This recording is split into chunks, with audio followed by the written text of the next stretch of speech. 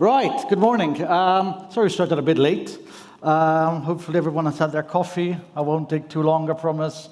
Keep it a bit light, show you lots of exciting videos, and then we can have a few questions and a bit of a chat. So insanity with a purpose, it's a topic really dear to me, and something which about 4 or 5 years ago, for a similar talk, I was asked to come up with a title for a presentation that never happened in the end, actually. But we loved it so much, we started a speaker series where we brought in clients, friends, partners to talk about what insanity meant and what insanity with a purpose meant. Okay? So I thought, let's start hearing from some of these people and really what their definition of insanity with a purpose. There'll be a very thin line between a genius and a mad person. There is no going back, and there's only one speed. They started with a small idea, and they were crazy enough and insane enough to take it to where it is today. Passion will only get you started, and purpose is what keeps you going. If you do your project with passion and tenacity, the prize is the brand. Becoming a #1 toy company is not our goal. If you're a brand, you're an entrepreneur, you cannot get comfortable. If you don't love it, change it. People want to see something more real. They don't want anything fancy anymore. People will forget what you say and they'll forget what you do, but they won't forget how you make them feel. How do you create design that is so mind-bogglingly good, but is relevant the next time you visit? Great.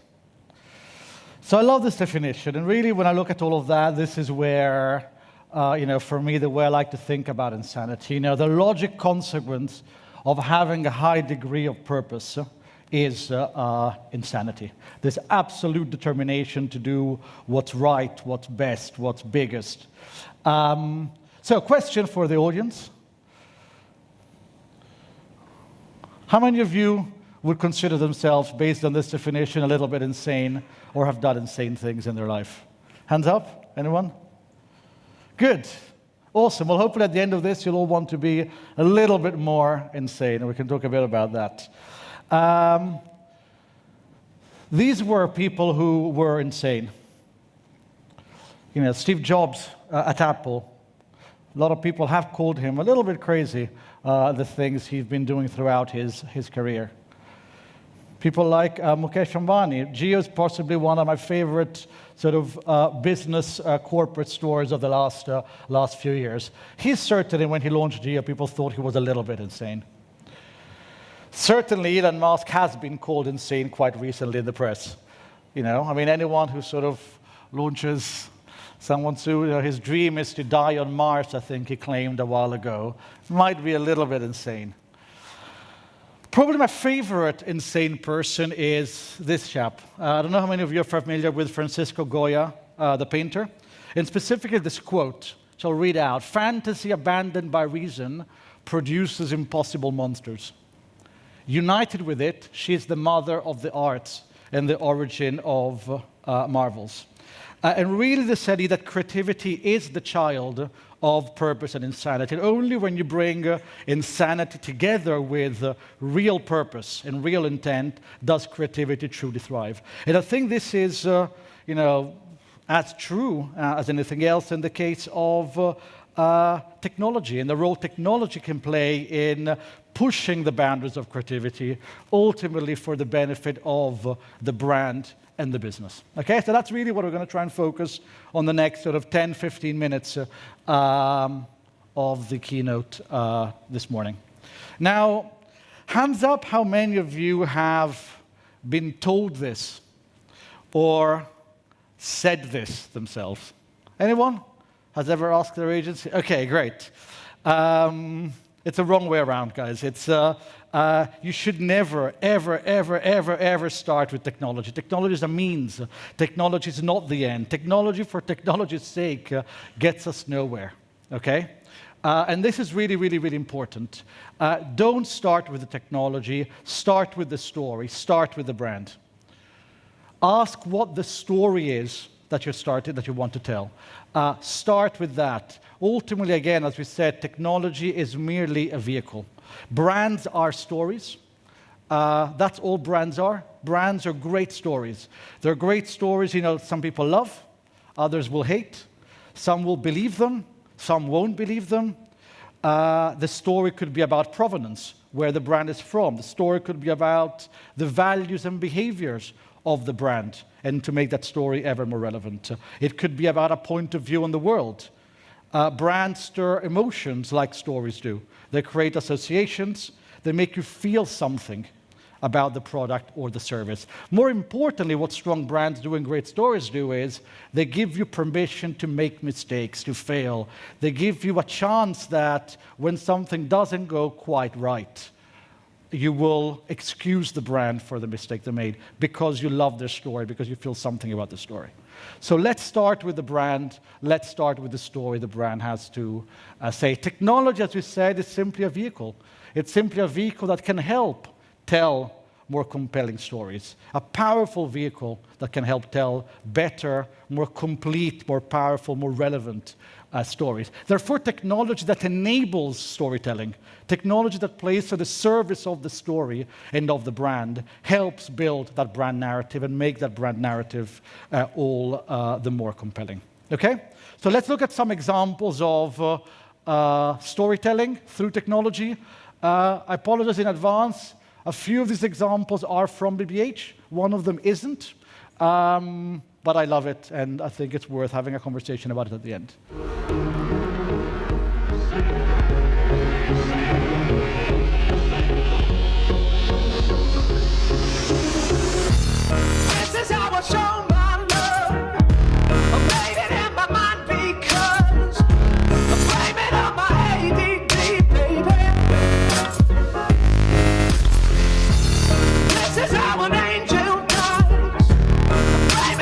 Is in Nike's DNA. It's at the heart of the brand, so we wanted to create an experience to challenge the concept of the brand itself. 超正確な RFID システムを用いて1周目のラップタイムを測ります。2周目より LED スクリーンにアバターが出現。アバターは1周目のラップタイムで並走し、アバターに勝つと新しく更新されたベストタイムでアバターが走り、自分の最高記録をさらに超えられるよう自分に挑戦することができます。Competition, because you're not just beating a light or your watch, you're beating almost like an actual person.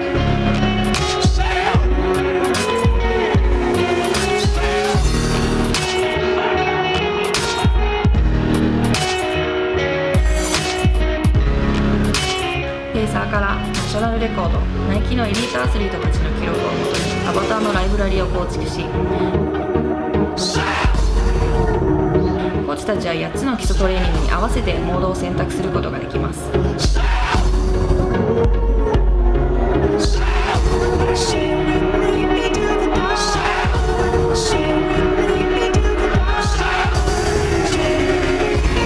Matututo yung runner ng tamang pace. Here, it's not the usual track oval. Medyo hirap na yung uphill. We knew we were building something very magical, but when it first kind of turned on and started working, we were all like, oh my God.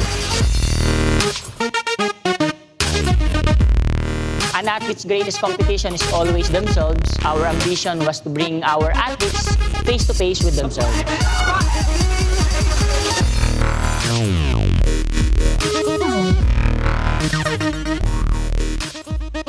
We launched Unlimited Stadium for Nike in 2014 for the Olympic Games. And the purpose of that was really to enable running, to enable runners to beat their personal best, to enable runners to keep going. In Nike language, it's about there's no finish line for running. So it was really a case of how do we take technology to enhance a narrative from the brand and continue that storytelling and deepen that storytelling. And that's really where, for me, technology has an enormous opportunity, or lends itself to an enormous opportunity for us, because it delivers one of those few things that help us deliver both utility and entertainment. You're able to do something really useful for your audience, in this case, enabling them to run better, to run faster, to train. We had the basketball national team and the national football team of Thailand came to use the Limited Stadium for their training sessions. But at the same time, it's pure entertainment. You know, one of my colleagues who's a big runner told me, you know, David, what's amazing with this, it's like a PlayStation 4 for me. I'm a runner, I don't play video games, but I love running. And running on something like that, it's like playing a video game. So it really combines these two hugely powerful roles for communications, for marketing, bringing utility and entertainment together. I'll show you one more example. This is from our colleagues in BBH in London. A very recent example using AR for Samsung. Here you go.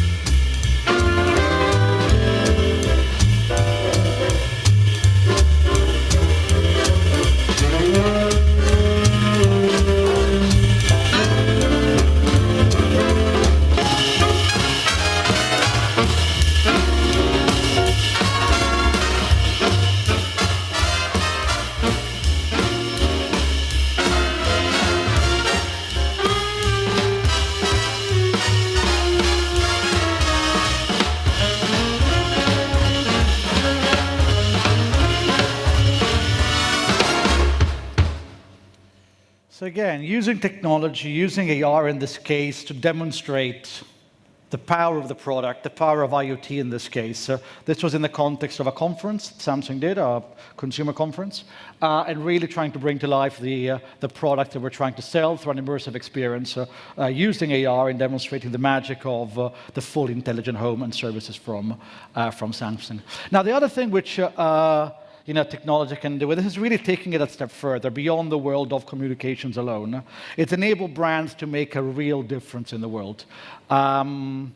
Google is one of the sponsors here. One of the first examples you'll see is a collaboration we did between Nike and Google. Started about 2 years ago. We were about to launch version 2 of the product.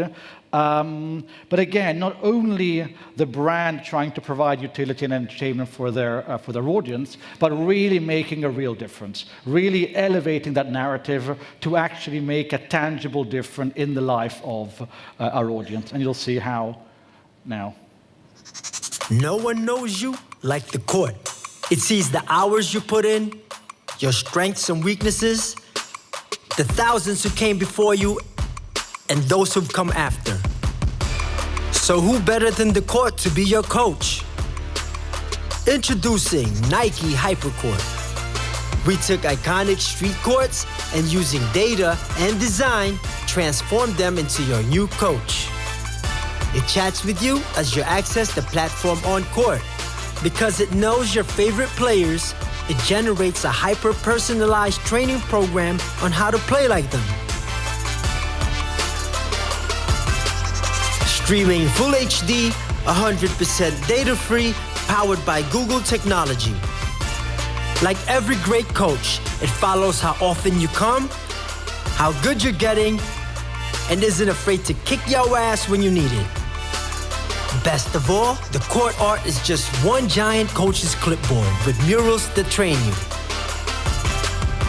Illustrated by Arturo Torres, each element of the art was designed and positioned using actual player data. Each artistic element teaches you how to play like the player that's displayed on the court.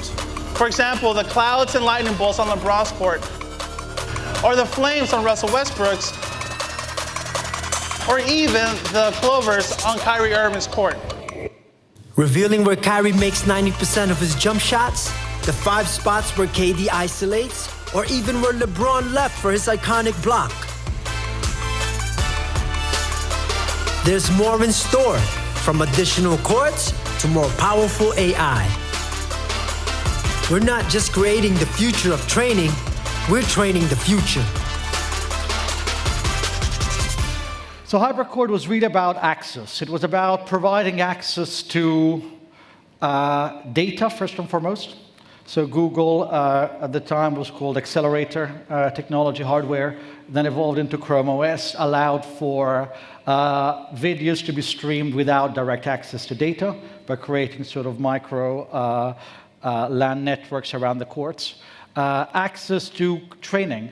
So Philippines has got a great passion for basketball, a huge lack of infrastructure, both in terms of physical courts, but also in terms of coaches to coach the kids. So bringing together Google technology with Nike expertise through an AI-powered interface that would learn from what the kids were playing, how they were training, what training programs they were engaging with, building bespoke programs for kids to democratize essentially access to basketball training in a basketball-loving country. We've trained, hello? We've trained 200,000 kids over the last 6 months. 50% of those kids are female, which is great. Females are not allowed to play basketball in school programs. There are no school programs for women to play basketball in the Philippines. So suddenly it sort of tapped into this huge demand, this huge passion, and really starting to make a difference on the basketball scene. And again, the aim of this is in a few years' time, hopefully we'll start seeing a new class of players emerge, thanks to technology and thanks to brands like Nike and Google collaborating to use technology for the betterment of society at large and this audience. The next example, I don't have a video for, and this is the one example which actually isn't from BBH, but which I like because I think it's the very early days of how blockchain, for example, can help brands enhance their narrative. In this case, it's the brand Björn Borg, Swedish brand, very liberal, like a lot of sort of Scandinavian brands are, with a view to basically liberalize or open up marriage, opening up marriage for all via blockchain. Everyone can get married, everyone can register their vows, everyone can register their love on the blockchain to be immutable and never to be removed or changed again. So again, very early days of application of blockchain technology to a broader brand narrative of brand purpose, but I think certainly an interesting space to start thinking about. So 3 things just to leave you with before we can have few questions or we can chat afterwards. Number 1, creativity is the child of purpose and technology, and purpose and insanity. Sorry, we saw what Francisco Goya talked about hundreds of years ago. It absolutely is the case today. Start with the story, not the technology. It's the wrong way around. The technology is a vehicle. It enables storytelling, better storytelling, more powerful storytelling, and as a result of that, build your brands. And lastly, don't just make things, but create memories. Go a step beyond. What's the purpose of what you're doing? Technology has the power to really change the world. Well, let's make it that. Be a little bit insane. Elevate that purpose and try to do something truly meaningful. So that's that. That's the 3 takeaways from my perspective to keep in mind from a brand point of view and how technology can really help enhance your brand narrative. That's me. Thank you.